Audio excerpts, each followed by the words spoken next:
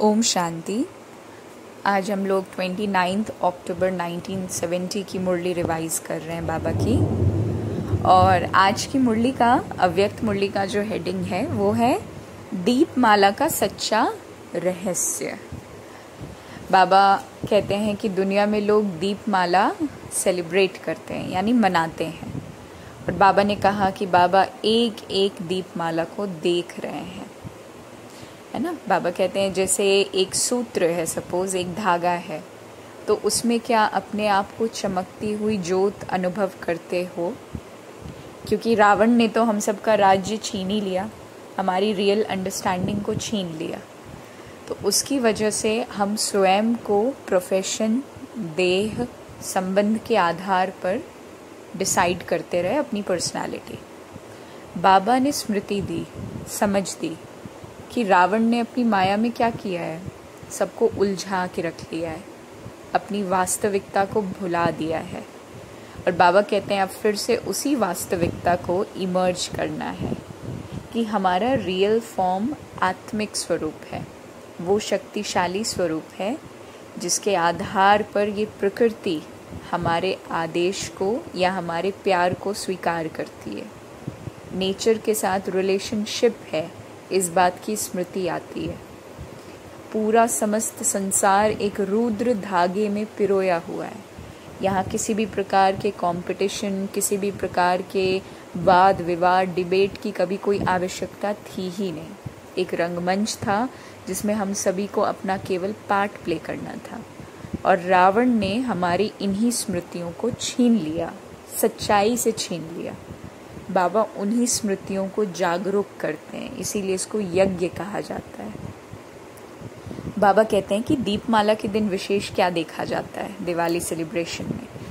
साफ सफाई करते हैं, नया चोपड़ा लगाते हैं, है ना। हर एक चीज़ को नया नया समझा जाता है। और एक और चीज़ रहती है बुद्धि में, वो है कमाई की तरफ अटेंशन। बाबा कहते हैं कि अब सच्ची सच्ची दीपमाला बनाना है, अर्थात नई स्मृतियाँ जो हालांकि पुरानी है लेकिन अब रावण की वजह से गुम हो गई। तो बाबा कहते हैं जितना जितना उन दिव्य गुणों का आवाहन करोगे, कहते हैं ना लक्ष्मी का आवाहन करते हैं दिवाली के दिन, बाबा कहते हैं जितना दिव्य गुणों का आवाहन करोगे उतना जो पुराना अंधकार है वो अपने आप, जो आसुरी संप्रदाय हम सभी के अंदर घुस आया है, वो अपने आप नाश हो जाएगा। और ये दिव्यता हमारी रियलिटी अपने आप बनेगी। जैसे सूरज निकलता है तो हम अंधेरे को नहीं छांटते हैं, सूरज के निकलते ही अंधेरा अपने आप समाप्त हो जाता है। रात को लाइट कटती है या बिल्कुल अंधेरा शाम के टाइम, रात के टाइम होता है तो हम ट्यूबलाइट ऑन करते हैं, अंधेरे को भगाने की कोशिश नहीं करते क्योंकि वो असंभव है। इसी प्रकार बाबा ने कहा कि जो तुम्हारे दिव्य गुण हैं, दिव्यता है, उनका आवाहन करो मुरली के माध्यम से, समझ ज्ञान के माध्यम से, बाबा के साथ सर्व संबंधों के माध्यम से। और जो पुराना असुर अंदर चला गया है वो अपने आप गायब हो जाएगा। बाबा ने कहा इसके लिए संतुष्टता आवश्यक है, और संतुष्टता आएगी तभी जब दिव्य गुणों का आवाहन होगा, है ना। अर्थात जो दिवाली में बाबा सफाई और नए चोपड़े की बात कर रहे हैं, उस चीज़ के लिए संतुष्टता नेसेसरी है। पहले संतुष्टता और धैर्यता धारण करना पड़ेगा। संतुष्टता, धैर्यता, ये क्या है? यही तो दैवी गुण हैं जिनका आवाहन करना है ज्ञान के अनुसार। बाबा कहते हैं ना तुम्हारा दुश्मन केवल और केवल रावण ही है। हमारे आसपास जो भी व्यक्ति किसी भी प्रकार का आसुरी व्यवहार कर रहे हैं, तो बाबा ने क्या कहा, तीसरे नेत्र से सदा समझो कि ये हमारा आत्मिक भाई है और रावण ने इसे कैद कर रखा है। तो जो क्रोध है, गुस्सा है, आवेश है, वो केवल रावण पर निकले कि तुम्हारी वजह से हमारे जो ये प्योर सोल्स थे ये सब इम्प्योर बन गए हैं।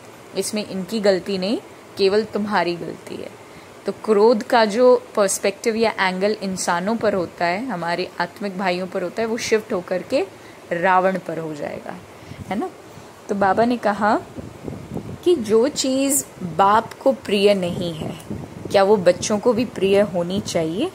क्योंकि अब तो नए संस्कारों के वस्त्र को धारण करने का वक्त आ गया है। ठीक वैसे ही जैसे दिवाली में नए वस्त्र पहनते हैं। बाबा ने कहा जितनी कमजोरी है, कमियां हैं, निर्बलता है, कोमलता है, इन सब को सदा काल के लिए विदाई देने का वक्त है।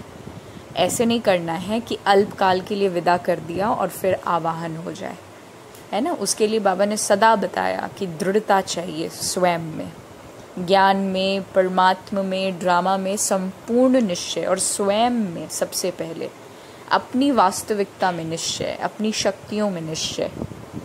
बाबा ने कहा रतन जड़ित चोला छोड़कर तुम जर्जरी भूत चोला धारण क्यों करते हो, है ना। जो पुराना संस्कार है, बाबा ने उसको जर्जरी भूत चोला बताया है, ड्रेस बताया कि वो जर्जरी भूत है। मतलब अब बिल्कुल, जैसे बाबा कहते हैं ना, अब बिल्कुल जंग चढ़ चुकी है आत्मा में, कट लग चुका है, राइट, कि मतलब अब वो लोहा भी किसी काम का नहीं रहा। ठीक वैसे ही जर्जरी भूत मतलब रिटार्डेड। तो इन पुराने संस्कारों से हमारी, आपकी, किसी की भी, हम सबकी सद्गति नहीं हो सकती, और प्रकृति भी हमारे दुष्व्यवहार की वजह से सजाएं भोग रही है।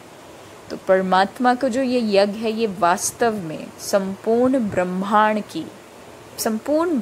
की और विश्व की, प्रकृति की, मनुष्य आत्माओं का उद्धार होते ही सबका उद्धार हो जाता है।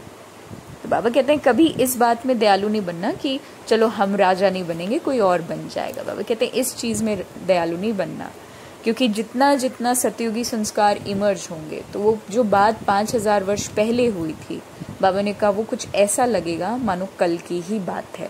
याद करना नहीं पड़ेगा, वो स्वतः रहेगा। ओम शांति।